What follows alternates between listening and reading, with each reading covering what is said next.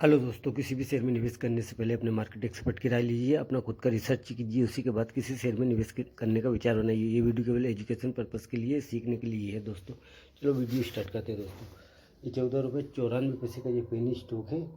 ये 3 रुपये से चलते चलते 20 रुपये का इसने हाई बनाया है और 14 रुपये 94 पैसे का अभी इस पर अपर सर्किट है दोस्तों। आप इसे अपनी रडार पर रख सकते हैं और अपना निर्णय लेकर ही इस कंपनी में निवेश करने का विचार बनाइए। ये पेनी स्टॉक है।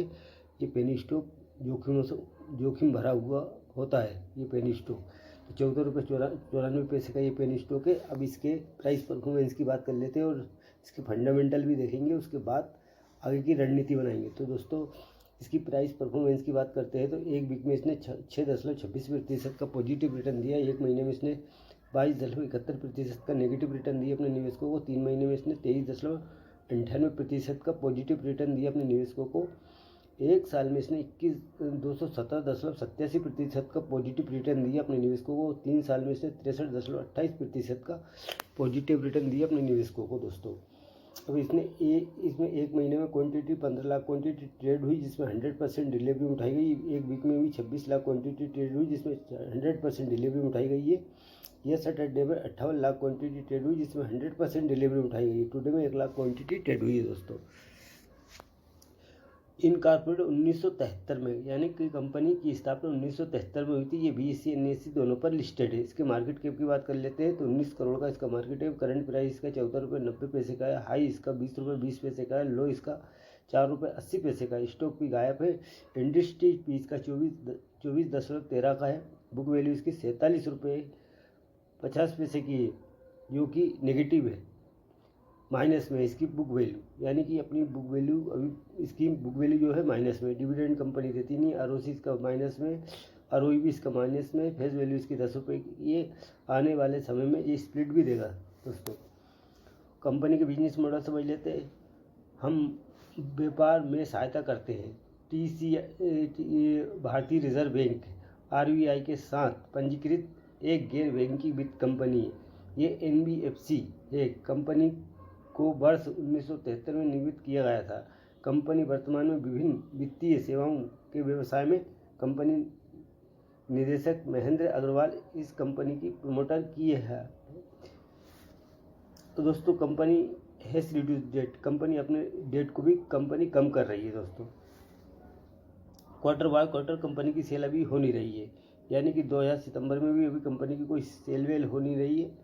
और ऑपरेटिंग प्रॉफिट भी अभी 41 लाख का नेगेटिव में। OPM भी अभी कुछ नेगेटिव में ही है। और दोस्तों नेट प्रॉफिट की बात कर ले तो अभी यह नेगेटिव में। EPS भी इसका 0.16 का नेगेटिव में ही है। प्रॉफिट साल दर साल की बात करते हैं तो साल दर साल में कंपनी की सेल मार्च 2024 में इसने 66 लाख की सेल करी है और TTM में कोई भी सेल नहीं करी, यानी 0 इसकी सेल हुई है।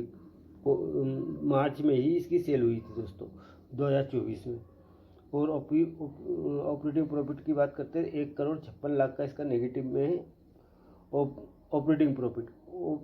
OPM की बात कर लेते हैं तो OPM भी इसका भी नेगेटिव में 92.42%। अदर इनकम की बात कर लेते हैं 82 लाख की है इसकी अदर इनकम। और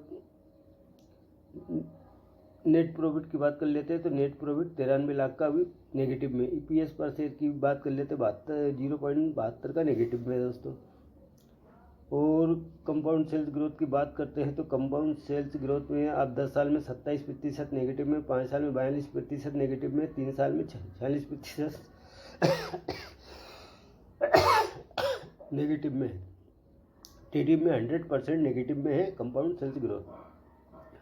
कंपाउंड प्रॉफिट ग्रोथ की बात करते हैं 10 साल में कुछ भी नहीं है, 5 साल में भी कुछ नहीं है और 3 साल में 25% रही है प्रॉफिट ग्रोथ। TTM में 34% रही है कंपाउंड प्रॉफिट ग्रोथ।